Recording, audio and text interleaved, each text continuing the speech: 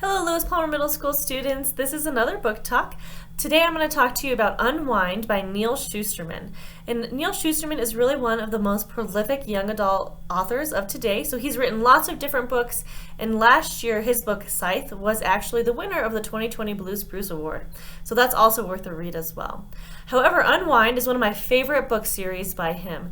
In Unwind, if you can't tell from the cover, it's kind of a creepy, futuristic dystopian world where kids are really at the mercy of the parents that they have in their lives. So Unwind follows three different characters. And in the age of Unwind, between the ages of 13 and 18, if parents choose, they can have their children unwound, which means that their children are going to be sent essentially to body banks, and they're going to be harvested for parts. So, right, you might lose a hand one day and an eye next, but essentially these children are unwound and their organs and body parts are donated, are given to other people who may need them. And the children really don't have a say in this choice, right? It all comes down to their parents and if their parents want to have them unwound or not.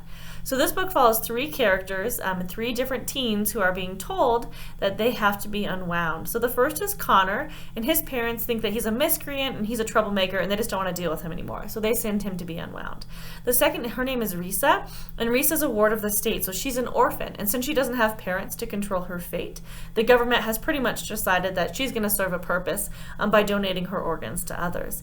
And the third character is kind of the most interesting because his name is Lev, and Lev is actually chosen to be unwound by his parents because they deliberately had him in order to be a tithe.